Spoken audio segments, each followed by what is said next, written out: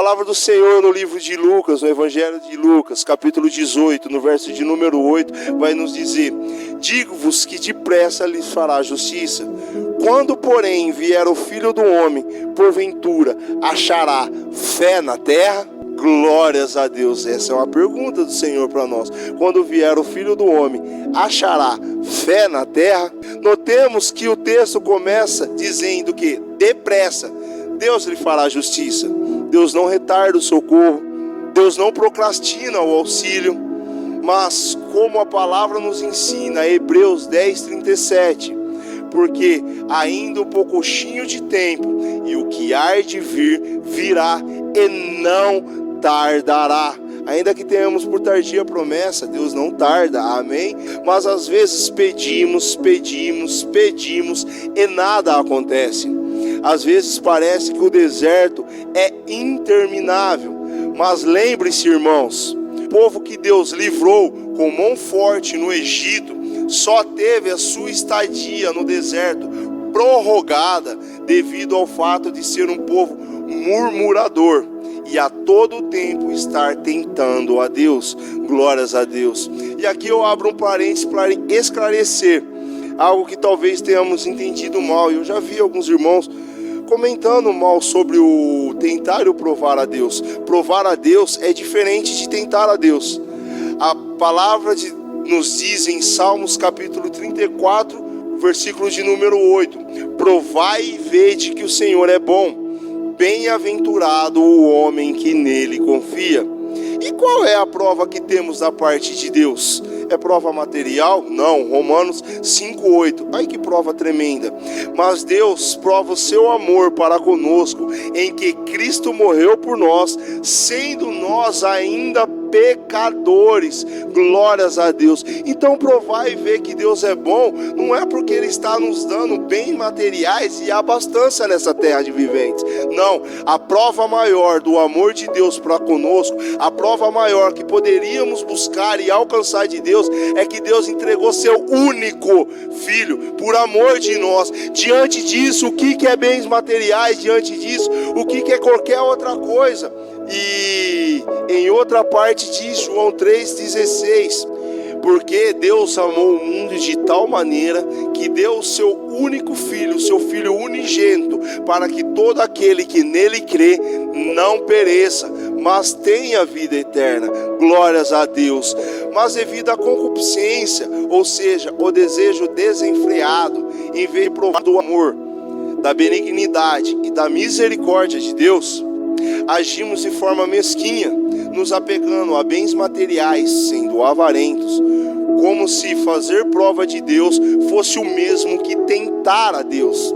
Irmãos, não podemos nos esquecer que por ouvir a voz de Deus e ir para onde Deus mandou, Abraão teve a sua mulher tomada de si, e que Isaac teve seus poços entulhados, que José, por ciúmes gerados por uma revelação em sonho que Deus lhe entregou, que Deus entregou a José, ele foi vendido por seus próprios irmãos. Que Jó, mesmo sendo um homem sincero, reto e temente a Deus, que se desviava do mal, perdeu tudo o que tinha, e digo tudo mesmo: família, bens, amigos e até a saúde. Que Ananias, Misael e Azarias, por ter sido fiéis, foram jogados na fornalha aquecido 7 vezes. Que Daniel, por orar a Deus, foi lançado na cova dos leões. Que o profeta Jeremias, por falar o que Deus manda, foi jogado no calabouço, ficando atolado de lama. Glórias a Deus. Que Estevão, diácono, cheio de poder, cheio de fé e de poder do Espírito Santo do Senhor, foi arrastado para fora da cidade e foi apedrejado. E até mesmo nosso Senhor Jesus foi levado pelo Espírito Santo para o deserto, e lá foi tentado e teve fome. Glórias a Deus. E todos eles, mesmo diante da adversidade, permaneceram fiéis, permaneceram firmes e com uma fé inabalável em Deus, não atribuindo a Deus falta alguma, como diz as Escrituras, Filipenses 4, do 12 e 13. Sei estar abatido e sei também ter abundância. Em toda a matéria, em todas as coisas, estou instruído, tanto a ter fartura como a ter fome, tanto a ter abundância como a padecer necessidades.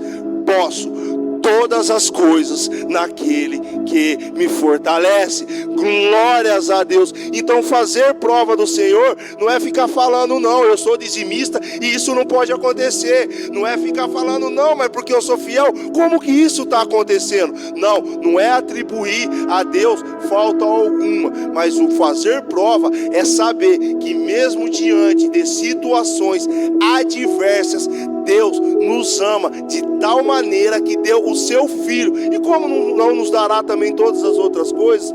Olha como Estevão, quando era apedrejado, ele olhou para cima e falou: Pai, não lhe imputa esses pecados. Amém, igreja? Glórias a Deus. Essa é a diferença entre fazer prova e tentar a Deus. Não é atribuir a Deus falta alguma. Glórias a Deus. Mas existe o outro lado. Em 1 João 4:8 afirma que Deus é amor. E por ser amor, é que Deus também é justiça. 1 Coríntios 13:6. Não folga com a injustiça, mas folga com a verdade. Por isso, não devemos nos esquecer de que o que plantamos, isso também colheremos. O que o homem plantar, isso também colherá. Romanos 2:6. O qual recompensará cada um segundo as suas obras. E completa em Romanos 2:11, porque para com Deus não há acepção de pessoas. Amém? Glórias a Deus. O que plantarmos também vamos colher. Às vezes alguma coisa está acontecendo na nossa vida, uma é para nós glorificarmos a Deus também na adversidade, ou outra, estamos colhendo aquilo que plantamos. Glórias a Deus. Então em momento nenhum devemos acusar a Deus de qualquer outra coisa ou tentar a Deus, mas esperar, porque depressa a nossa justiça virá, seja para bem, seja para mal. Glórias a Deus. Amém? Aí vamos para a parte B. Em Lucas 18:8, Jesus faz um questionamento: quando porém vier o Filho do Homem, porventura achará fé na terra? Fé é uma palavra que usamos bastante, né? O justo viverá da fé. Glória a Deus. Aqui o Senhor nos faz um alerta sobre a importância da fé. Pois por meio da fé somos justificados e alcançamos paz com Deus. Romanos 5:1. Sendo, pois, justificados pela fé, temos paz com Deus por nosso Senhor Jesus Cristo. Glórias a Deus. Mas como podemos ter fé? De que forma podemos ter fé? Glórias a Deus. A Bíblia nos relata que a fé também é um dom do Espírito Santo. 1 Coríntios 12, do verso 9, na parte A vai dizer: e a outro pelo mesmo Espírito a fé. Glória a Deus. O capítulo 12 de Coríntios nos relata os dons do Espírito e a sua importância, mas completa em seu último versículo, no capítulo 12, no verso de 31 de 1 Coríntios: portanto, procurai com zelo os melhores dons, e eu vos mostrarei um caminho ainda mais excelente. Paulo termina, o apóstolo levado pelo Espírito, ele termina o versículo 12 com isso, que devemos buscar os melhores dons. E vejo, e outrora como menino, eu queria logo falar em língua, porque era uma evidência que era batizado do Espírito Santo. Eu queria pregar, né, falar a palavra da verdade, eu queria tudo. Mas eu nunca atentei-me para a importância da fé. A fé está ali como um dom do Espírito Santo. E o nosso Senhor também confirma isso quando fala que o semeador saiu a semear, ele levando a semente. Algumas sementes caiu pela beirada do caminho, outras em terra pedregosa. Então isso é a fé. E depois Paulo fala de um amor ainda mais excelente: a fé, a esperança e o amor. As três devem permanecer, mas o mais importante é o amor. Amém? Glória a Deus. E qual seria esse dom? Qual é o dom mais importante? Hebreus 11, no verso de número 6. Ora, sem fé é impossível agradar-lhe, porque é necessário que aquele que se aproxima de Deus creia que Ele existe e que é galardoador dos que o buscam. E nosso Senhor Jesus nos confirma esse versículo na passagem de Marcos, capítulo 9, do verso 23 em diante. E Jesus disse-lhe: se tu podes crer, tudo é possível ao que crê. E logo o pai do menino, clamando com lágrimas, disse: eu creio, Senhor, ajuda na minha incredulidade. Glórias a Deus. Este pai buscou no lugar certo e da maneira certa, pois é no Senhor que obtemos uma fé genuína. Glória a Deus. Romanos 10, do verso 17. De sorte que a fé é pelo ouvir e ouvir pela palavra de Deus.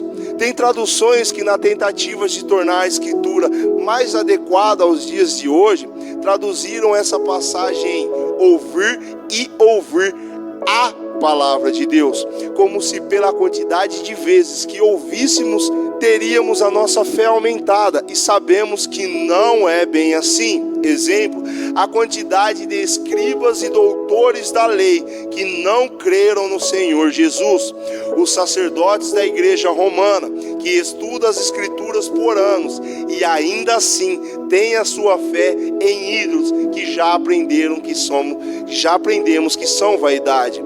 Embora ouvir e meditar a palavra de Deus seja importante para o desenvolvimento de nossa fé, como veremos adiante, o que a passagem de Romanos 10, 17 nos ensina é que devemos ouvir somente pela palavra do Senhor, pois existem outras formas de ouvir, as quais não contribuem em nada para obtermos fé.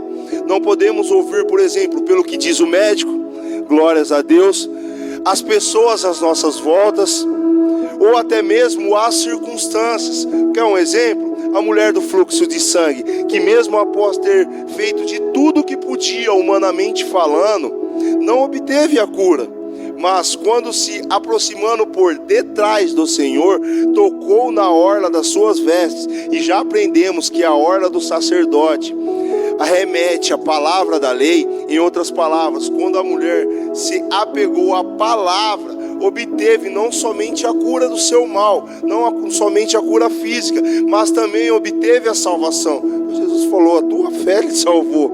Glória a Deus. E também Jairo, que era um dos principais da sinagoga, que mesmo quando as pessoas lhe diziam que sua filha já estava morta, que deveria parar de importunar o mestre, ele se manteve firme, mesmo quando as pessoas caçoavam. Ou os santos já mencionados, que não deram ouvido para as situações em que se encontravam, mas esperaram em Deus. Enfim, quando nós nos recusamos a ouvir situações adversas e passamos a nos focar somente no que a palavra de Deus diz, começamos a produzir uma fé verdadeira. Glórias a Deus. Então não é somente ouvir a palavra, não é somente vir aqui ouvir a palavra, não é somente abrir a Bíblia e ler a Bíblia, mas sim ouvir por aquilo que a palavra diz, é colocar, é trazer as palavras, as letras que está escrita em atitudes na nossa vida. Aí sim teremos a nossa fé aumentada, amém? Porque pode ouvir, olha o exemplo dos escribas, dos doutores da lei. Estava ali o nosso Senhor Jesus, e aí, eles acreditaram? Quantos sacerdotes, quantos pastores, quantas pessoas que até mesmo lançam mão da palavra e ensinam heresias? Isso não é uma fé. Glórias a Deus. Então não é somente ouvir a palavra, mas é ouvir pela palavra, amém? Glórias a Deus. E essa nossa fé tem que ser semelhante a um grão de mostarda. Começa pequenininho, Mateus 17, 20. E Jesus lhes disse: por causa da vossa pouca fé, porque em verdade vos digo, que se tiverdes fé, como um grão de mostardas, direis a este monte: passa daqui para acolá, e há de passar, e nada vos será impossível. Glórias a Deus. Não é fé do tamanho de um grão de mostarda, é fé como o grão de mostarda. Glórias a Deus. É uma semente, glórias a Deus. E se tivermos fé dessa maneira, sabemos que semente foi feita para a terra, para cair na terra, germinar, crescer e dar fruto. Não é para ficar estagnada de uma única forma. Por isso que a palavra vai dizer que devemos andar de fé em fé, de fé em fé. A nossa fé tem que ser aumentada. Amém? Glórias a Deus. Nosso Senhor nos ensina que nossa fé, embora a princípio seja pequena como um grão de mostarda, tem o potencial de, nas condições certas, se tornar uma árvore feita. E devemos trabalhar para que isso aconteça. Está na nossa responsabilidade trabalhar para que a nossa fé cresça e se desenvolva, para que esse pequeno grão de mostarda venha se tornar uma árvore feita. Mateus 13, 31 em diante. Outra parábola lhe propôs, dizendo: o reino dos céus é semelhante ao grão de mostarda que o homem, pegando dele, semeou no seu campo, o qual é realmente a menor de todas as sementes, mas crescendo é a maior das plantas, e faz-se uma árvore, de sorte que vêm as aves dos céus e se aninham nos seus ramos. Glórias a Deus. Note que campo é uma porção de terra. E Gênesis 2:7 diz: e formou o Senhor Deus o homem do pó da terra, e soprou em seus narizes o fôlego da vida, e o homem foi feito alma vivente. Então Deus não está falando sobre agricultura, horticultura aqui, nosso Senhor Jesus, porque foram muito as atitudes, as palavras. João vai descrever que vai nos falar no seu evangelho que se fosse escrito tudo aquilo que Jesus fez e falou, ele cuidava que nem mesmo o mundo inteiro se caberia tudo o que Cristo fez e falou. Glórias a Deus. Então, se foi isso que o Espírito Santo trouxe a lembrança dos apóstolos lá atrás, dos evangelistas, dos irmãos lá atrás, para que chegássemos a nós hoje, é que cada palavra ali, cada palavra aqui tem uma importância. E está evidente no meu coração também que quando a Bíblia diz: sede fiel no pouco, e sobre o muito te colocarei, está se tratando também da palavra, porque 100% da Bíblia é Deus, mas 100% de Deus não está contido na Bíblia. Por isso que Paulo disse que foi levado ao terceiro céus e lá viu coisas que ele não consegue descrever. Glórias a Deus. Por isso que foi dito que hoje vemos por enigma, mas um dia, quando vier o que é perfeito, conheceremos como também somos conhecidos. Deus nos conhece, mas nós não conhecemos plenamente Deus. Então temos que nos atentarmos à palavra e ouvir para a palavra, ser fiel na palavra, para que possamos, como foi cantado no hino do vaso de alabastro, para que nós possamos abraçar a Deus lá no céu. Amém? Glórias a Deus. Portanto, quando nosso Senhor diz: quando porém vier o Filho do Homem, porventura achará fé na terra? Em outras palavras, o Senhor também nos pergunta: esta fé é uma semente que encontrou terreno fértil para germinar e crescer, ou é uma semente que caiu na terra e morreu? De fato, a sabedoria e misericórdia de Deus é tremendamente grande. E quando nosso Senhor compara a fé com uma planta, Ele está nos dando dicas de como fazer para que a nossa fé cresça. Bom, as plantas crescem por meio de um processo chamado fotossíntese. E o que é fotossíntese? Fotossíntese é um processo realizado pelas plantas para a produção de energia necessária para a sua sobrevivência.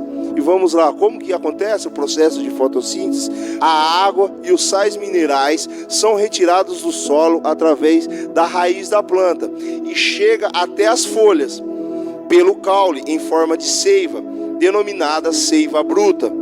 A luz do sol, por sua vez, também é absorvida pelas folhas através da clorofila, substância que dá coloração verde às folhas. Então a clorofila e a energia solar transformam os outros ingredientes em glicose.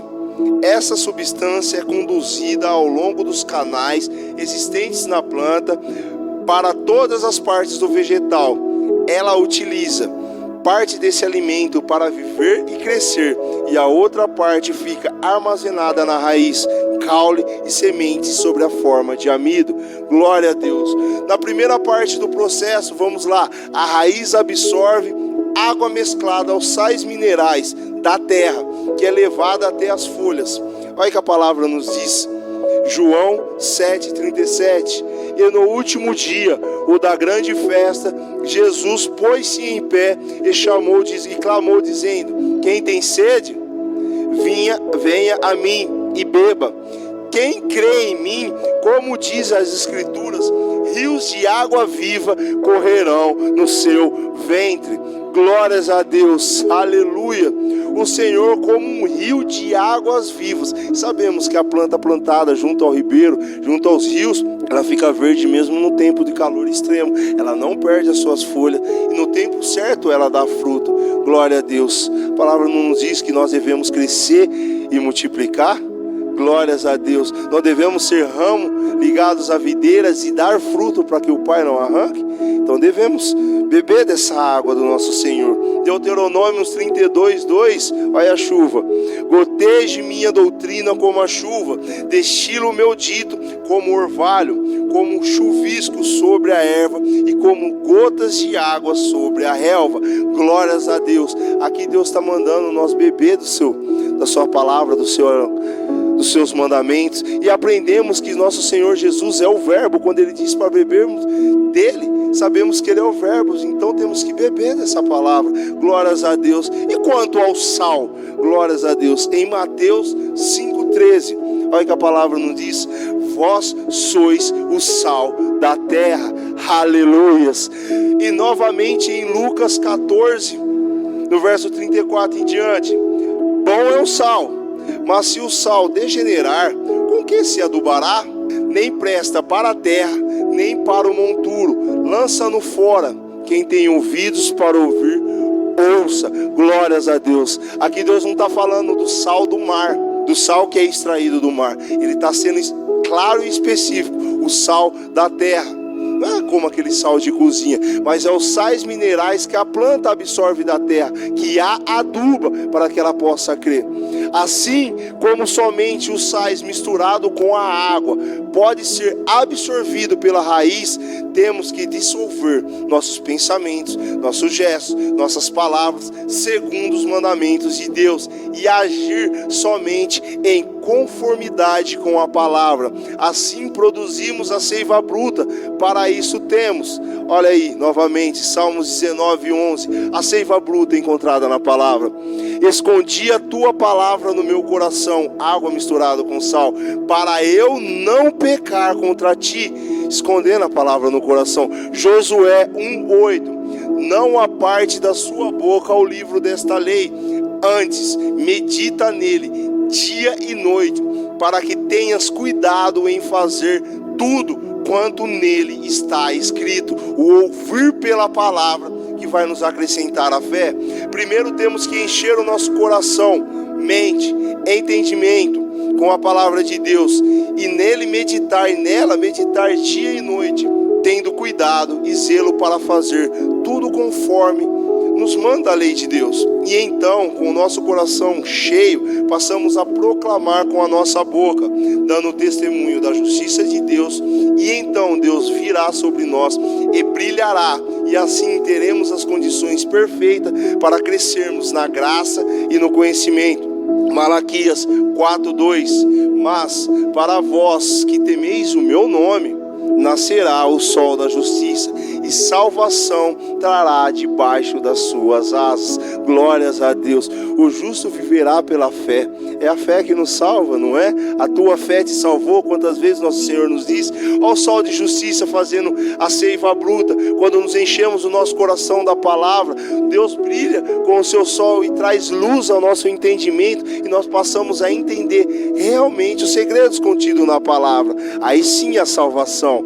Glórias a Deus. Sendo assim, igreja, que possamos agir de forma que nossa fé germine, cresça e venha a ser árvore feita, e passamos a andar por fé e não por vista. Passemos a fazer a vontade do Espírito e não mais cumprirmos os desejos da carne. Para isso, não deixemos nossa fé ao pé do caminho, impedindo que o maligno venha arrebatar o que foi semeado no nosso coração. Não venhamos aqui na casa de oração ou abrirmos a nossa Bíblia em casa, ouvir a palavra de Deus superficialmente, deixando meio que de lado, deixando que outros tipos de pensamento tome o foco principal, deixando com que o cansaço do corpo, qualquer outra situação venha a arrebatar e permitir que o maligno arrebate essa semente que o Espírito Santo nos dá. Então não vamos deixar a nossa fé à beirada do caminho. E o que foi semeado em nosso coração, não permitamos que a chegada da angústia e da perseguição por causa da palavra venha nos ofender, impedindo que a nossa fé crie raiz. Não vamos ter vergonha da palavra, ou mesmo angústia, sentimento contrário, ou perseguição, porque outrora agíamos de uma forma, agora ouvimos a palavra e agimos em conformidade com a palavra. Não deixamos que perseguição alguma impeça que a nossa fé crie raiz, ou que os cuidados desse mundo e a sedução das riquezas nos sufoquem a fé, de maneira que venha impedir que ela frutifique, venha fazer com que a nossa fé fique infrutífera, porque ou é Deus ou é mamon, não tem jeito. Ou servimos o nosso primeiro foco, o nosso primeiro interesse é Deus, primeiro antes de tudo, a nossa primícia é Deus, ou a nossa fé não vai produzir fruto. Não tem como servir a Deus superficialmente. Não tem como crescermos na fé superficialmente. Ou essa fé está enraizada em nosso coração e está crescendo e só vai crescer da maneira como a palavra nos ensina, ou ela não vai crescer. Essa semente que o Espírito Santo nos deu, ou ela vai morrer, ou ela vai crescer um pouquinho e vai parar, não vai ser completa e não vamos andar de fé em fé. Amém? Glórias a Deus. E o legado final é Romanos 12:2. E não nos conformeis com este mundo, mas transformai-vos pela renovação do vosso entendimento, para que experimenteis qual seja a boa, agradável e perfeita vontade de Deus. Aleluia. E assim eu agradeço a oportunidade. Amém. Glória a Deus. Amém, irmãos. Deus começou o nosso processo, o nosso culto. Então a primeira coisa, o ensinamento que Deus nos deu, é tempo de nós olharmos menos para o lado e olharmos mais para o espelho. Lembra, a gente não insiste de falar do testemunho daquela mulher que Deus arrebatou ela em visão, onde visitou todas as igrejas. Mas antes de Deus levar ela para enxergar o que tinha dentro das igrejas, Deus botou ela numa sala. Então a gente não pode olhar para o cisco no olho do nosso irmão. Como a palavra de Deus, ela é uma espada de dois gumes. E logo em seguida Deus usa o coral, como foi falado com muita sabedoria através do nosso pastor, para trazer o testemunho daquela mulher que derramou lá o vaso de alabastro. Muitos que estavam em volta, ao invés de estarem olhando para o filho e crendo nele, estavam olhando para quem? Para aquela mulher e condenando o culto dela. Irmão, se o culto não foi bom para você, examina você, porque o culto é entre nós e quem? E Deus. Examine esse homem assim. Eu tenho certeza que quando a gente vir aqui e a gente estiver ligado em Deus somente para ver o filho e crer nele, irmãos, eu duvido que alguém saia daqui e diga que o culto é o quê? Não, eu estava olhando para tudo, menos olhando para si. Não, a gente tem que voltar os olhos para nós. E depois que a gente voltou os olhos para nós, enxergamos as nossas manchinhas, você pode ter certeza, a gente nunca vai atirar uma pedra, porque a gente também tem o quê? Pecado. Atire a primeira pedra, aquele que não tem. Não, vem aqui para ver o filho e crer nele, concentra. E cada um pega a sua o quê? A tua parte. Quem não quiser pegar, como o pastor agora acabou de ministrar, terra dura. O problema é dele com quem? Com Deus. É Ele que não vai produzir um para 30, um para 60 e um para 100. Mas eu, daqui, entendeu? Que eu quero produzir um para 30, um para 60 e um para 100. Aí Deus vem e usa outro vaso. E ninguém parou para se atentar. Ele trouxe uma semelhança do beija-flor com o homem. E uma das coisas que mais chamou a atenção é o quanto bate o quê? A mesma quantidade que bate o coração de um homem é a mesma quantidade que bate o coração de um beija-flor durante o quê? A vida dele. E se tem uma coisa que Sansão teve, foi um coração o quê? Corrupto e enganoso, porque andou por vista e não andou por fé. Logo, a Bíblia diz que as raposas têm os seus covis e as aves dos céus têm o quê? Os seus ninhos. Mas o Senhor disse: o filho do homem não tem onde reclinar. Mas nós já sabemos o que são os covis. São os covis do ladrão. Mas quando a gente vai lá em Salmo, fala que andorinhos pardais encontraram ninhos. Então nós temos que ser como o quê? Como pássaros. E aí Deus estava mostrando para ele através de um beija-florzinho, porque se tem uma coisa que o beija-flor gosta, é de estar ali na onde? Na flor. Pode ver, onde tem flor tem o quê? E aí Deus foi lá e falou com ele no livro do quê? De Cantares, dizendo que o tempo de cantar, mas também ao mesmo tempo ele está dizendo: cuidado com a raposa e com a raposinha, porque tenta destruir o fruto do quê? David. E o que queria fazer com ele naqueles momentos? Parar, para que ele não viesse o que? Florescer nessa terra de viventes, ou seja, o beija-flor, né? Tá entendendo ou não? Ou seja, Deus está falando: ei, vai florescer, tá entendendo ou não? Porque o maior sinal é o beija-flor indo aonde? Na flor, para sugar o que da flor? O que acabou de pregar, aquilo que ela tem presente nela, o néctar deve ser, coisas dessa natureza. Ei, vamos florescer, é tempo da igreja florescer para a glória de Deus. Mas para florescer, irmãos, as pessoas não entendem, mas o culto está todo engrenado. Para florescer, nós já acabamos de aprender, tem que beber da água de Deus, tem que consumir os sais minerais e tem que estar debaixo do quê? Da luz, senão nunca vai florescer. Senão nunca vai produzir para o reino de Deus. Estou passando por uma dificuldade, está escrito lá: o dia bom e o dia mau vem para todos. Vem para todos, irmãos. Só que ele está escrito: eu também posso todas as coisas naquele que me fortalece. Você sabe o que Deus está dizendo? Eu vou te dar força para você o quê? Vencer, seja os dias bons, que a gente precisa de menos, seja dos dias o quê? Ruins que se achegue, eu te dou força. Um dos Espíritos de Deus é o Espírito de fortaleza, irmãos. É o de fortaleza. Mas para a gente florescer, eu não posso ficar olhando para o meu irmãozinho do lado. Meu irmão está com galho seco, e é entre ele quem? Deus vai limpar aquele galho seco a um tempo determinado para cumprir os propósitos. É tempo da igreja florescer, ao beija-flor. Mas para a gente florescer, a gente não pode agir como Sansão, a gente não pode andar por vista, a gente não pode ser desobediente a pai o quê? E mãe. Aqui eu não falo, irmão, só pai e mãe físico, não. Você sabe quem que é o nosso pai e nossa mãe espiritual? O pai espiritual, está lá sentado no teu alto e sublime trono. E você sabe quem é a mãe? É a igreja. Se desonra o pai, se desonra a igreja, irmãos, está desonrando o pai o quê? Porque não ouve o que Deus fala através da tua igreja. Aí não ouve o que fala através da igreja, como pode ter vida longas de dia na terra? Vocês estão entendendo? Então eu louvo a Deus por tudo que foi feito hoje. Primeiro, não vamos olhar para o lado, não. O foco é ver o filho e crer. E aí Deus já falou que tipo de foco Ele quer. Vem aqui e presta o teu culto. Vai lá, se está todo mundo te criticando, não está te criticando. Se está olhando para você ou não está olhando para você, derrama o teu vaso de alabastro.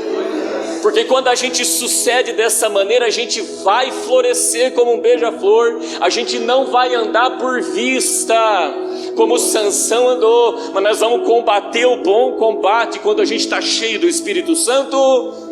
Nisso nós vamos estar o tempo todo bebendo da água, tendo acesso aos sais e debaixo da luz do Evangelho de Cristo. Amém?